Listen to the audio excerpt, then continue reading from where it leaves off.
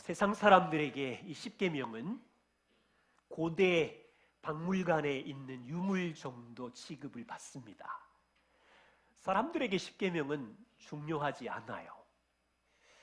그런데 과거 이스라엘 백성들에게 이 십계명은 나라의 가장 중요한 말씀이었고, 백성들이 평생 동안 기억해야 되는 행복의 원리였습니다. 그래서 신약을 사는 우리에게도 이 십계명은 폐기 처분할 수 없는 말씀이고, 저와 우리 모두 다 이 말씀의 원리를 따라서 인생의 한 걸음 한 걸음 행복의 기쁨을 누려야 합니다. 오늘 우리가 이제 마지막 말씀으로 십계명을 마무리하면서 복음을 아는 우리들과 이 십계명이 예수 그리스도와 어떻게 연결이 되고 이 십계명의 원리를 그리스도 안에서 우리가 어떻게 복으로 붙들고 살 것인지 함께 말씀을 나누려고 합니다.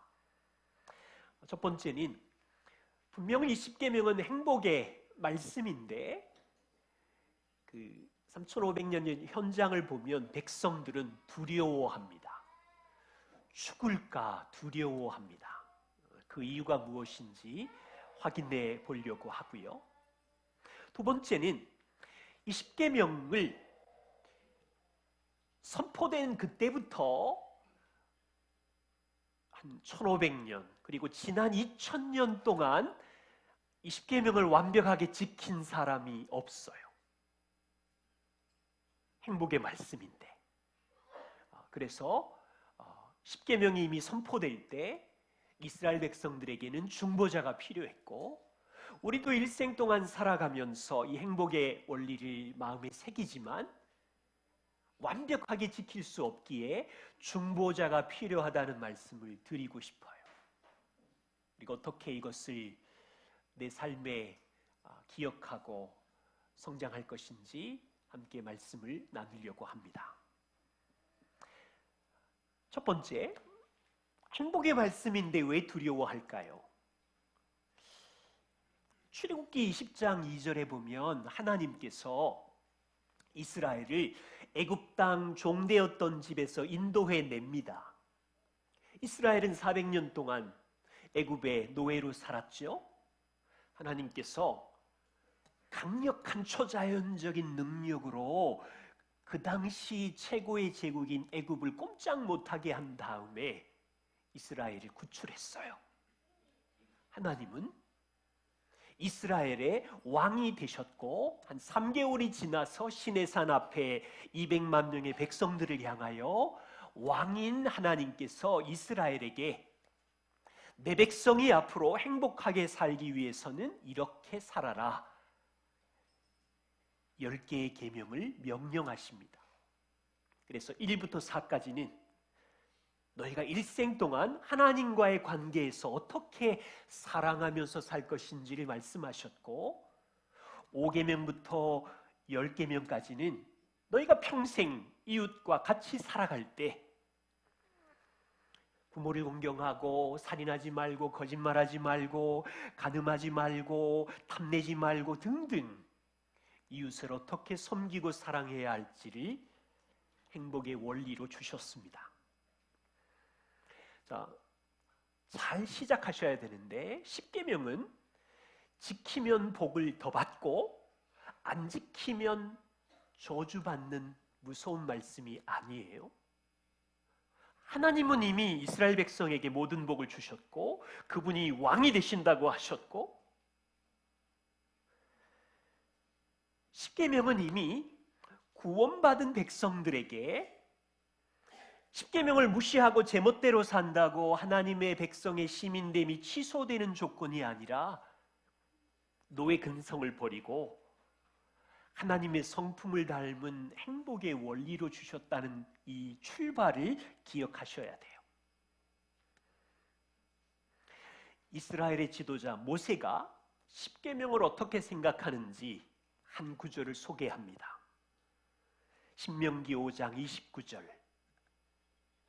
십계명이 선포되고 나서 한 40년이 지난 다음에 모세가 신명기 5장에 십계명에 대한 이야기를 쭉 다시 설명한 다음에 29절에 이렇게 말합니다. 너희가 항상 계명에 선포된 이것을 마음에 품으면 하나님을 경외하게 될 것이고, 계명에 선포된 모든 명령을 너의 삶에서 지켜내면 너희도 복을 받을 것이고 앞으로 오는 너희의 자손도 복을 받을 것이다.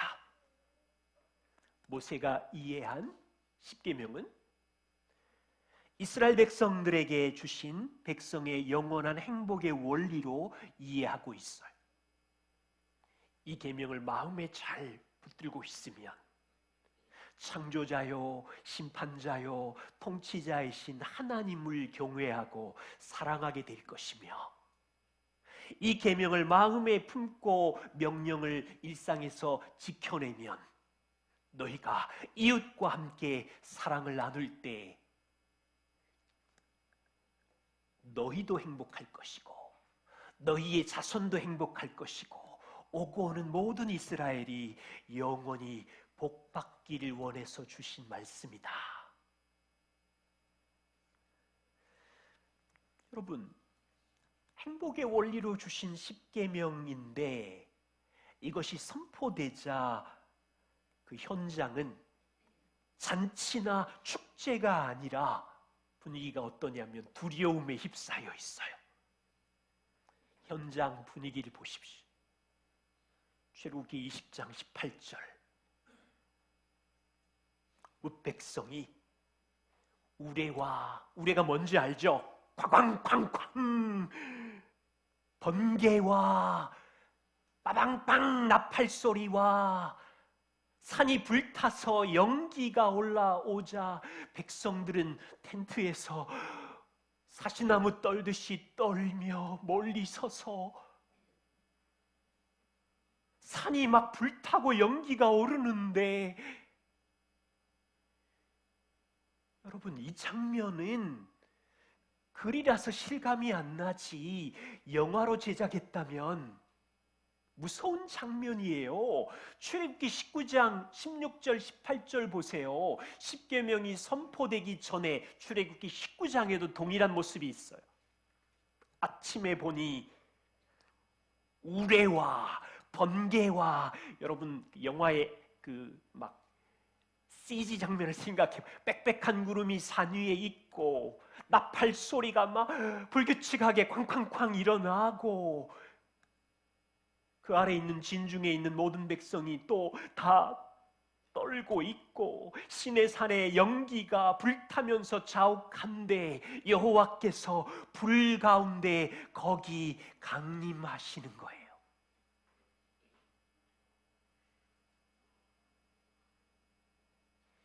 이것은 보이지 않는 하나님의 강림, 임재가 시내 산의 역사 가운데 나타난 모습인데, 십계명이 선포되기 전 시내 산에 우레와 번개와 구름이 산 위에 있고 거대한 나팔 소리가 들리고 산이 불타오르고 연기가 올라오는데 불 가운데 하나님의 음성이 들려서 십계명의 말씀이 선포되는 것.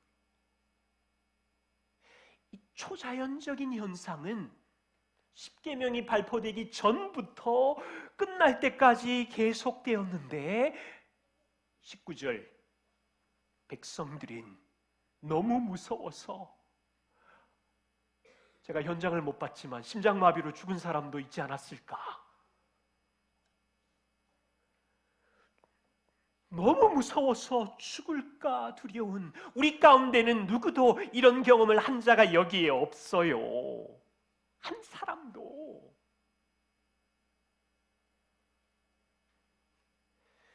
자, 이제 질문은 이거예요. 왜 백성들이 이렇게 두려워했을까요? 우선은 이 현장에 있는 초자연적인 광경이 두려움이지만 단순하지 않아요. 첫 번째 이유는 애굽에서 우리를 구원한 왕 하나님이 요구하신 의로운 이 조건의 기준이 너무 높아서일 수 있어요. 그리고 이 10개의 계명이 우리는 지금 단순하게 읽었지만 출애굽기 21장부터 23장까지 또 레위기에 나타난 10계명의 세부 항목을 하나님이 주셨는데, 그 말씀을 분석해 보면 우상 숭배를 한 자는 사형해라, 하나님의 이름을 욕하는 자는 돌로 쳐서 죽여라, 안식일을 어기면 사형이다, 부모를 저주하는 자식도 돌로 쳐서 죽여라, 점쟁이 마술하는 사람, 간음하는 사람 다 사형인 거예요.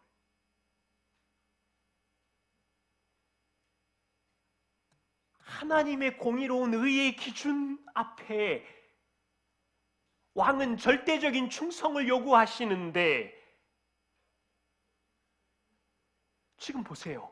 현장에 나타난 왕이신 하나님의 강림은 불과 연기와 천둥과 번개의 모습처럼 계명을 어겼을 때 죄를 심판하시는 공의로운 무서운 심판자, 이스라엘이 경험한 하나님의 강림은 공의로우신 무서운 심판자라고요.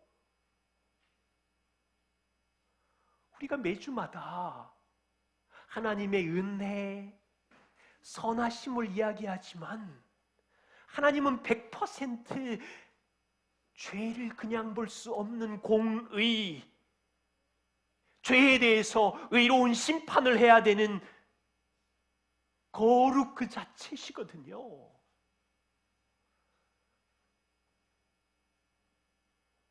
스펄전 목사님은 이렇게 말씀했어요. 이 표현이 참 놀라워요. 율법은 행복의 말씀이면 달콤한 피아노 소리와 오케스트라 소리와 그래야 되잖아요.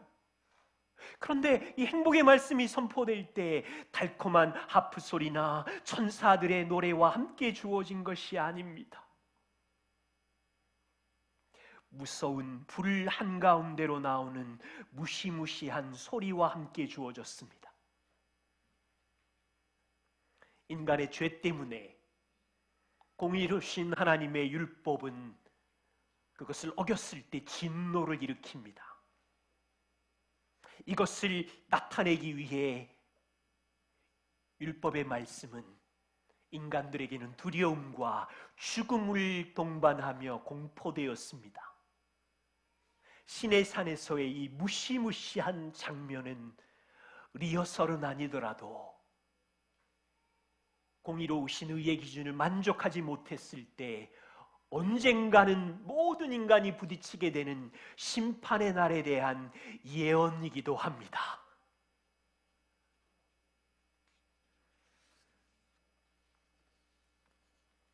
두 번째요. 먼저 확인할 게 있어요. 이 십계명의 말씀은 좋은 것입니까? 나쁜 것입니까? 정확히 이해하셔야 되는데, 로마서 7장 12절에 율법은 거룩한 하나님의 말씀이에요. 계명은 선하고 의롭고 하나님의 마음이 담겨 있는 백성들이 살아가야 되는 행복의 말씀입니다.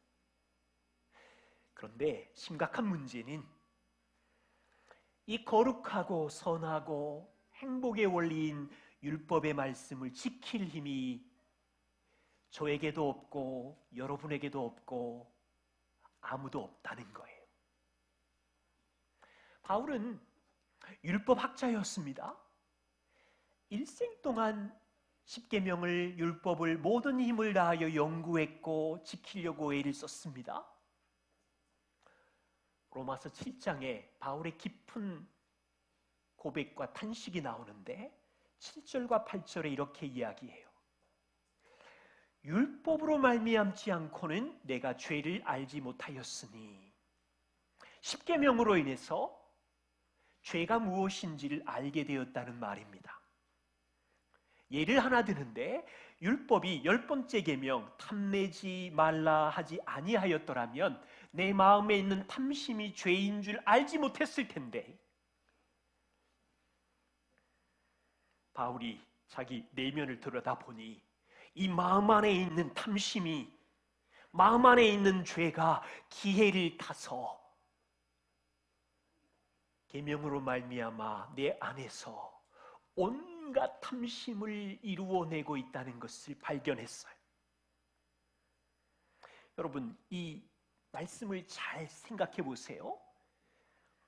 바울은 10번째 계명으로 마음 안에 있는 이 탐욕, 이것이 죄라는 것을 율법을 통해서 알게 되었고, 마음의 욕심과 탐심을 없애보려고 부단히 노력하고 결심했지만, 주목할 단어, 마음 안에 있는 죄가 기회를 타서, 그 죄는 우리 안에 다 있거든요. DNA에. 마음 안에 있는 죄가 슬그머니 기회를 타서, 어마어마한, 지금 좋은 뉘앙스로 얘기하는 것 같은데, 슬그머니 기회를 탄 삐뚤어진 죄가 온갖 탐심과 온갖 죄를 다 이루어내고 있는 거예요. 이게 우리의 본성의 실상입니다. 10절에 보면 생명에 이르게 할 그 계명이, 바울과 우리는 생명에 이르게 하는 행복의 말씀이 우리에게 있는데 10번째 계명을 따라 살았더니 여전히 사망이 내게 이르느니라. 11절에 또 이야기해요. 마음 안에 있는 죄가 기회를 타서.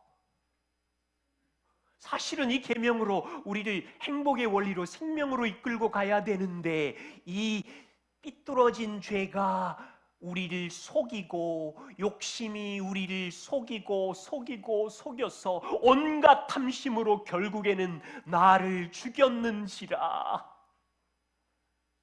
그리고 24절에 오라 나는 곤고한 사람이로다. 누가 나를 건져낼 수 있겠느냐.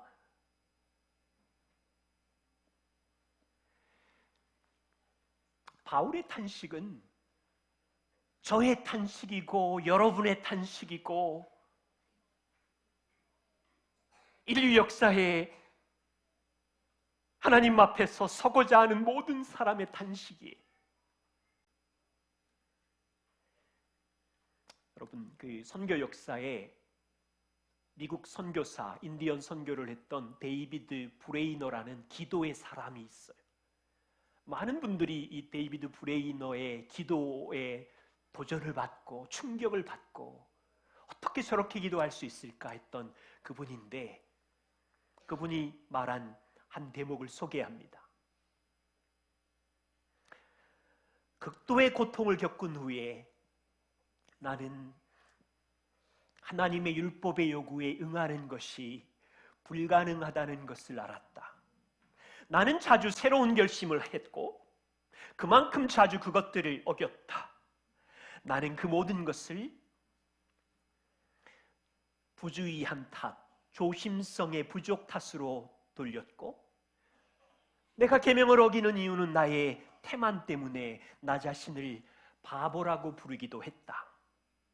그래서 더 강한 결심을 하고 더 큰 노력을 들여서 금식도 하고 기도에 공을 들여서 열심을 내었는데 여전히 모든 시도가 실패로 돌아간 것을 발견하였을 때 나는 하나님의 율법을 두고 이거는 불합리하고 엄격한 법입니다라고 불평했다. 나는 만약에 율법의 범위가 외적인 행위나 행동들까지만 말씀하셨다면 나는 그것을 할 수 있어라고 말했을 것인데,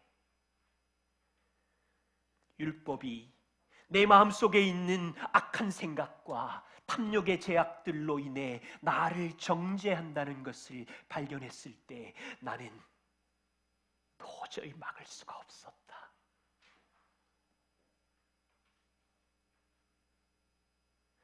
여러분, 이 탄식은 우리 모두의 탄식이에요. 이상하게 여기지 마요. 이 탄식이 있어야 그리스도께로 가는 거고, 이게 없으면 오히려 이상한 거예요. 바울은 빌립보서에 자신에 대해서 과거에 이렇게 소개했어요. 자기는 얼마나 율법을 철저하게 지키는 자인지 빌립보서 3장 6절에 나는 율법의 의로는 흠이 없는 자로. 율법에 흠이 없대요.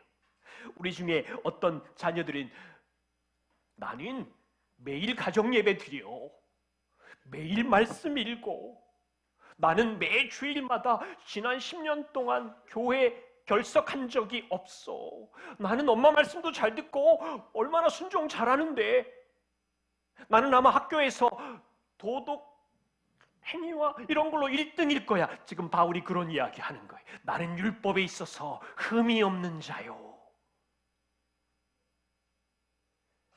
그런데요, 그리스도를 알고 복음을 알면서 디모데전서 1장 15절 죽기 전에 바울의 고백이에요.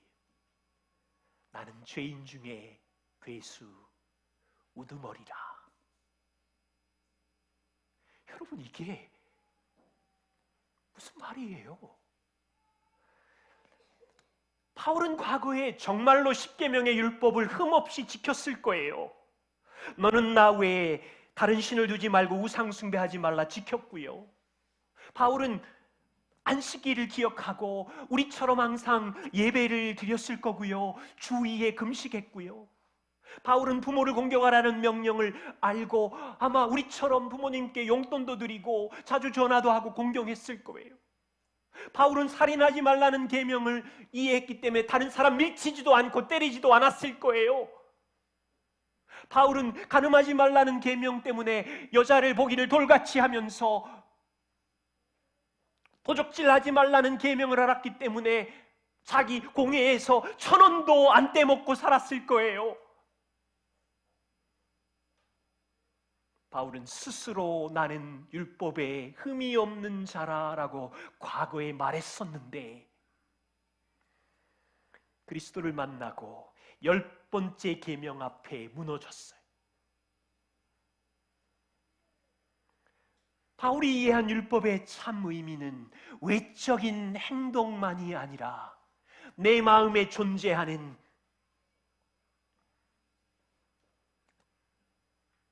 온갖 탐심, 분노, 소유욕, 인정의 욕구, 쾌락의 욕구를 알게 되면서 자신이 얼마나 심각하게 무너진 죄인인 줄을 알게 된 거예요.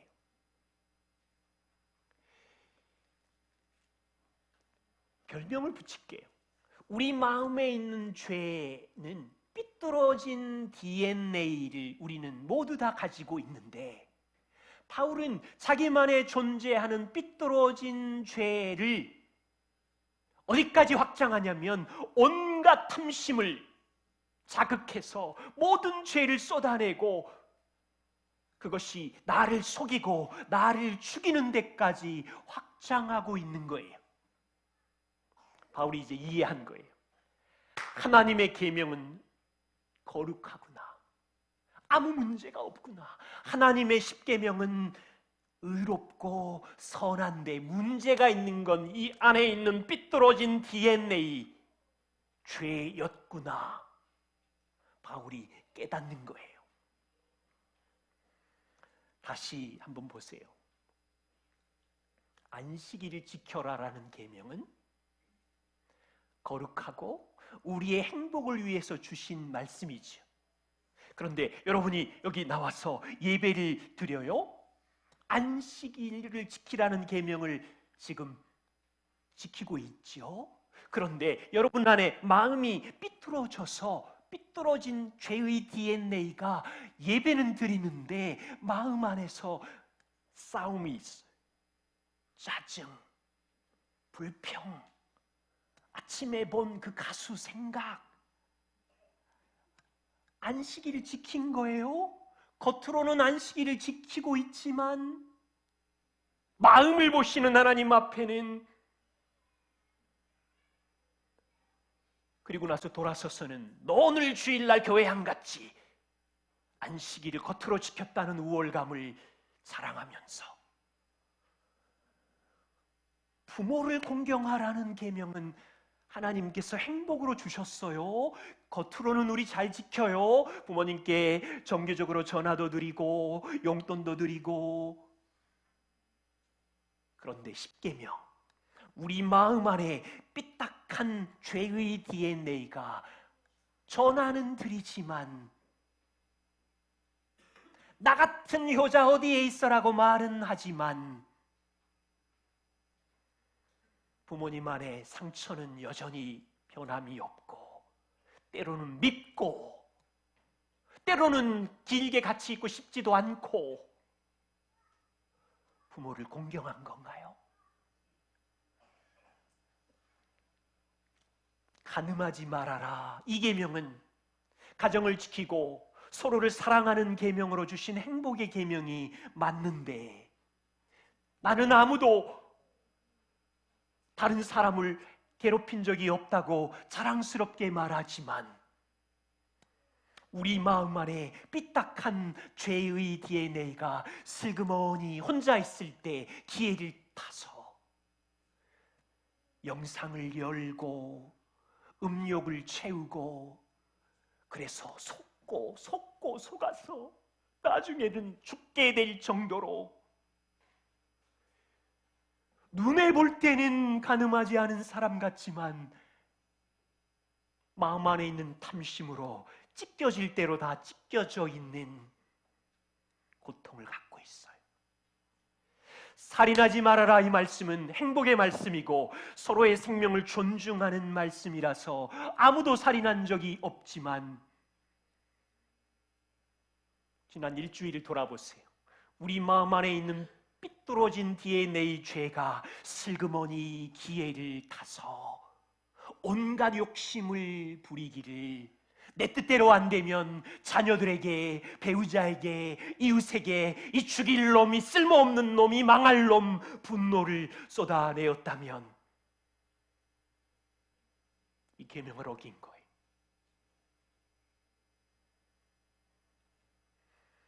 거짓말하지 말아라, 진실해라, 이 계명은 행복의 계명으로 주셨는데 회사나 직장에서 조그만한 이익만 걸려 있으면 우리 마음 안에 있는 삐뚤어진 죄가 슬그머니 기회를 타서 나의 잘못은 5%만 이야기하고 저 사람의 잘못은 90%로 부풀려 가지고 말하다가 온갖 탐심이 온갖 죄로 확대되어서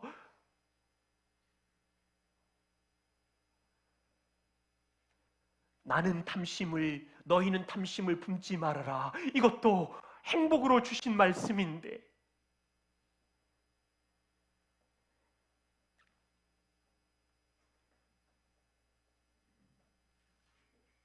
우리 안에 있는 무서운 삐뚤어진 죄가 죄인 줄도 모르고 슬그머니 기회를 타서 우리를 유혹할 때 온갖 탐심이 그 안에서, 돈이 우상이 되고 인정이 우상이 되고 자식이 우상이 되고, 그래서 속아서 이제 걸어보니 인생이 죽게 될 지경까지 가 있는 거예요. 지금 우리 무슨 이야기 하는지 알죠? 바울과 믿음의 선배들이 깨닫고 발견한 것은 우리 자신의 힘으로는 누구도 하나님의 행복의 십계명을 지키려고 노력해도 할 수 없구나. 마음에 숨겨진 삐뚤어진 죄가 슬그머니 인생의 기회를 타서 구제불능인 죄인인 것을 드러내는 거였구나. 이거 바울이 깨달은 거예요. 우리가 깨닫고 있는 거고. 어떤 성도님이 이런 고백을 하더라고요. 내가 밤새도록 유튜브 안 보려고 이놈의 손가락 잘라버리고 싶어요. 이놈의 손목 잘라버리면 될까요? 여러분, 이게 바울의 탄식이에요. 오라, 나는 곤고한 자로다. 그래서 로마서 3장 20절에 그렇게 말하는 거예요. 그러므로 율법의 행위로는 하나님 앞에 의롭다 하심을 얻을 육체가 없나니, 그냥 율법으로는 내가 죄인인 줄을 깨닫는 거예요. 여러분, 우리의 망가진 죄인됨에 놀라지 말아야 돼요. 10대 자녀든 아이들이 어떻게 망가지든 놀라지 말아야 돼요. 우리 안에 있는 죄의 DNA가 삐뚤어져 있기 때문에.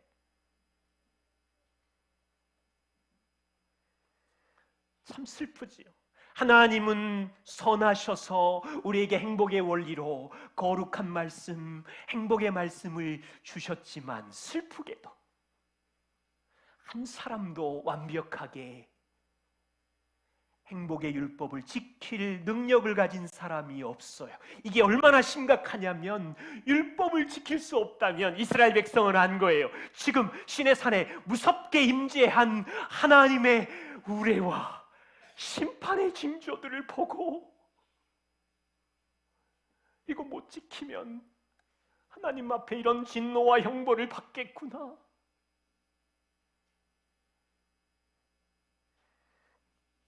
그래서 출애굽기 20장에 이스라엘 백성은 하나님의 강력한 임재를 경험하면서 무시무시한 두려움에 떨고 있을 때 모세에게 달려가서 말하는 거예요. 19절, 모세여, 당신이 우리에게 말씀해 주십시오. 우리가 들을게요. 하나님이 직접 말씀하니까 죽겠어요. 너무 무서워요. 이스라엘은 공의로우신 하나님 앞에 자신이 얼마나 망가진 죄인인지 그 하나님 앞에 죽을 것 같았기에 모세에게 중보자를 요청하고 있어요. 그리고 모세는 40년 동안 이스라엘과 하나님 사이에 중보자의 역할을 수행했어요. 자, 이제 40년이 지나고 약속의 땅 가나안 땅으로 들어가기 전에 신명기 앞에서 신명기에 모세가 마지막 설교를 하는 장면에 이 사건을 다시 언급합니다.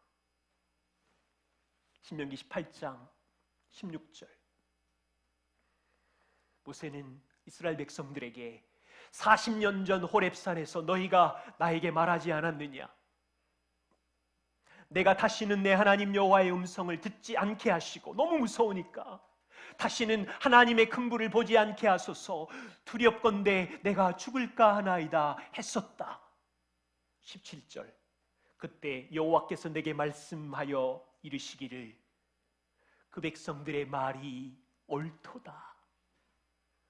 중보자가 필요하다는 것이 맞다. 이스라엘 백성은 자기 스스로의 힘으로는 공의로우신 하나님 앞에 나아갈 수 없고 중보자가 필요합니다라는 이 말이 맞다라고 동의해 주신 거지요. 그리고 18절. 여러분, 이 시점이 뭐냐면 이제 모세는 곧 죽어요. 떠나가야 돼요. 모세가 이제 더 이상 이스라엘의 중보자로서의 역할을 수행할 시간이 얼마 남지 않았을 때였는데 18절에 하나님이 모세에게 말씀하셨어요.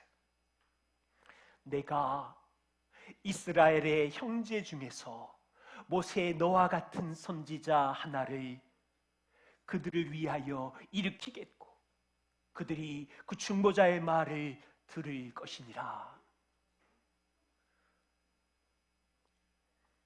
이 중보자가 누구인가요?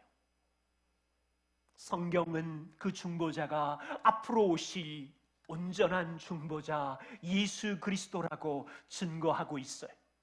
이것은 저의 주장이 아니라 성경의 주장이고 바울의 증언이에요. 갈라디아 3장 19절에 율법이 무엇이냐? 죄를 알게 하려고 주신 것인데 율법은 약속하신 자손 그리스도가 오기까지 그 역할을 수행할 것이다. 약속의 자손 그리스도가 오심으로 온전한 중보자를 주셨대요. 십계명을 마무리하면서 두 가지를 여러분과 나누고 싶어요. 한 가지는 우리 평생 찬양할 이유가 있어요. 두 번째는 이 행복의 원리로 성장해야 돼요. 찬양할 이유가 있는 이유는 우리에게는 모세보다 더 탁월한 중보자 그리스도가 인생에 함께 계시기에 찬양할 이유가 있어요.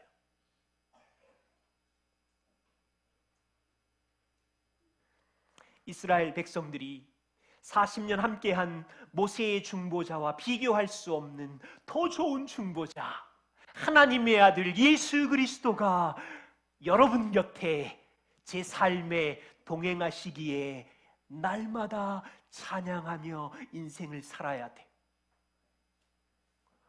올 한 해를 돌아보세요. 왜 찬양할 이유가 있나요? 올 한 해를 돌아보세요. 왜 불평할 이유가 있나요? 올 한 해를 돌아볼 때 집장만한 대박의 은혜 때문에 찬양하나요? 우리 아이들이 잘 돼서 불치병을 고쳐서 찬양하나요? 여러분의 지성이 그 정도로 찬양한다면 올 한 해 이 망가진 죄인인 우리 곁에 하나님의 아들이 중보자로 함께 계신 것은 찬양할 이유가 아닌가요?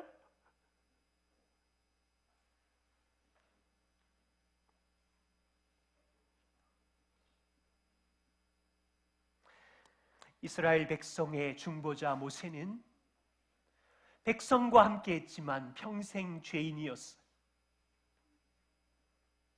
모세는 십계명을 완전히 순종할 수도 없었던 죄인이었어요. 물론 모세는 이스라엘 역사의 가장 탁월한 온유한 지도자였고 지혜구단이고 인내구단이고 탁월한 지도자가 맞아요. 그런데 모세는 백성 중에 한 명, 자기 가족 중에 아들, 딸, 그들이 간음하고 도둑질하고 탐욕, 살인을 범했을 때 그들의 죄를 사할 수 없는 미약한 중보자였어요. 모세는 이스라엘 백성을 진심으로 사랑했지만 자기 힘으로 한 사람도 의롭게 할 수 없는 미약한 중보자로 40년을 살았어요.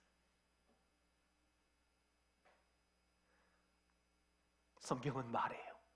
모세보다 더 탁월한 중보자 그리스도가 계시니 이 놀라운 은혜를 찬양하라고. 누구에게 말했을까요? 초대교회 핍박 가운데 있는 성도들을 향하여, 초대교인데 가난하고 모욕을 당하고 조롱을 당하는 성도들을 향하여.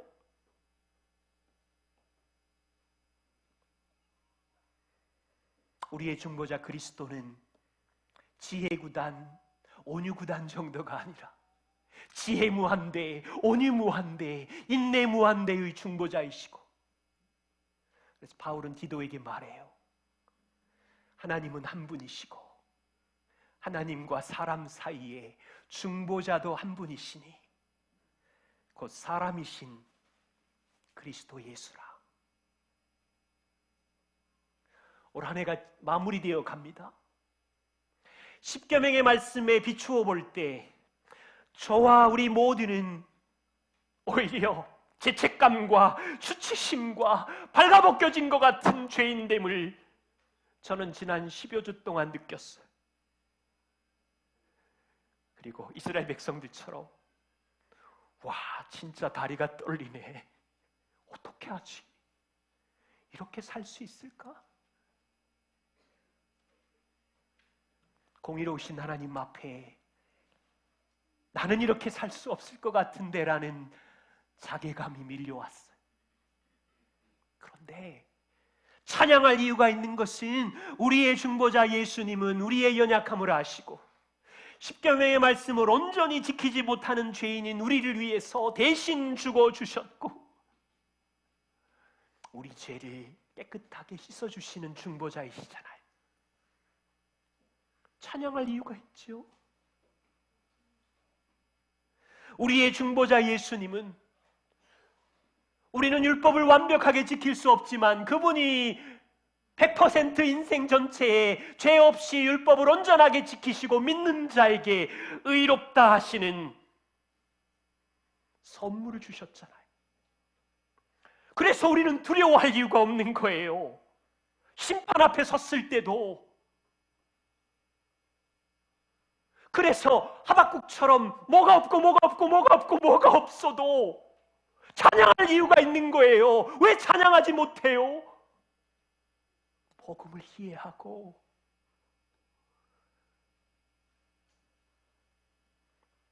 그 놀라운 중보자 예수님이 일생 동안 하늘 보좌에서 우리의 영원한 중보자로 계신 것이 십계명을 마무리하면서 드는 사랑이고 찬양이에요. 두 번째 기억할 것은 십계명은 정말 우리를 향한 자유와 행복을 주는 말씀이기에 사랑하고 이 안에서 성장해 가야 합니다. 십계명의 말씀은 우리를 숨막히게 하는 말씀이 아니에요. 우리를 보호하고 자유롭게 하는 말씀이에요. 비유를 하나 들면 다 운전하시잖아요. 교통신호등 또 도로에 있는 중앙 차선을 지키는 이 법규는 우리를 숨막히게 하는 법규가 아니라 우리 모두를 보호하고 생명을 지키기 위해서 주신 거죠. 어기면 벌금, 법이 무섭네. 그런 생각을 할 수 있지만 교통법규가 없으면, 신호등이 무시되면, 중앙차로 없이 달리게 되면 도로는 혼란에 빠지고 자유가 없이 무질서해지고 사람은 계속 다치고 우왕좌왕할 텐데, 이와 같은 교통법규는 우리를 숨막히게 하거나 귀찮게 하는 법이 아니라 자유와 생명을 보호하는 법이죠. 그렇다면 하나님 마음에 있는 지혜와 행복의 원리 십계명은 우리를 사슬로 묶어서 고통스럽게 하는 법이 아니라 생명을 보호하고 이웃을 지키고 인생을 자유롭게 하는 목적을 가지고 주신 지혜임이 분명해요. 근데 문제는 죽을 때까지 우리 마음에 삐뚤어진 죄의 DNA, 숨이 꼴까닥 넘어갈 때까지 이놈의 삐뚤어진 죄의 DNA가 우리를 매일마다 출렁출렁거리게 올라올 텐데, 우린 답이 있어. 성령이 우리를 다스리시잖아. 이 욕구로 몰아가는 게 아니라 성령의 다스림을 받아들이고 삐뚤어진 죄의 욕구를 발로 밟아 쓰레기통에 던져버리고 이 원리를 조금씩 적용하면 평생 성장해 가는 거죠. 제임스 패커의 마지막 말을 마무리합니다. 제임스 패커는 이렇게 말했어. 이 십계명은 개인의 행복만이 아니라 사회를 향한 이상이고 교회 공동체를 향한 생명의 원리라고요. 하나님의 사회적 이상이란 무엇인가? 여기 십계명이 다 나와요. 전반적으로 하나님을 섬기는 공동체, 1, 2, 3계명, 창조자요, 통치자요, 심판자이신 그 하나님을 섬기는 사회가 이상이고, 4계명, 일과 휴식의 리듬이 있는 공동체, 안식일을 지키면서 5계명과 7계명, 결혼생활과 가정생활을 무한히 존중하는 공동체, 8계명과 10계명, 각자의 재산과 소유권과 청지기 의식을 인정하는 것, 6계명, 각 사람의 생명과 기본권을 존중하게 되면 모든 관계에서 9계명, 거짓말하지 않고 진실과 정직을 무한히 존중하는 사회와 공동체가 된다면 한마디로 하나님을 경외하는 공동체가 되며 하나님이 생각하시는 이상적인 사회이다. 하나님은 개인의 행복, 여러분을 복되게 영원히 살기를 원하시고, 함께 모였을 때 교회 공동체가 행복하기를 원하시잖아요. 오늘날 세상을 보면 개인주의가 판치는 문화에 익숙한 곳에 우리는 살고 있는데, 어떻게 이런 이상적인 사회를 이루며, 이 땅에서는 불가능하겠지만 그리스도의 피로 값주고 산 교회 공동체는 어떻게 서로 하나가 될 것이며, 십계명의 원리를 이해해 가면서 하나님을 사랑하고 옆에 있는 이웃을 사랑하고 이 원리를 따라 예수님을 닮아가게 되면 구약이 말하는 온전한 샬롬의 평안, 그것이 임한다는 거죠. 우리 함께 하나님께 지혜를 구하고, 십계명 앞에 발가벗겨진 죄인으로 다 들통나지만 중보자이신 그리스도 때문에 복음에 붙어 있고 자랑하고, 그리고 이 원리를 내 삶의 가정의 교회 공동체 안에 자리 잡아가게 할 수 있다면 이곳이 하나님이 통치하시는 새로운 사회 공동체가 되겠지요. 한 해를 마무리하면서 그런 공동체를 향한 인생의 소망을 함께 품기를 원합니다. 기도하겠습니다.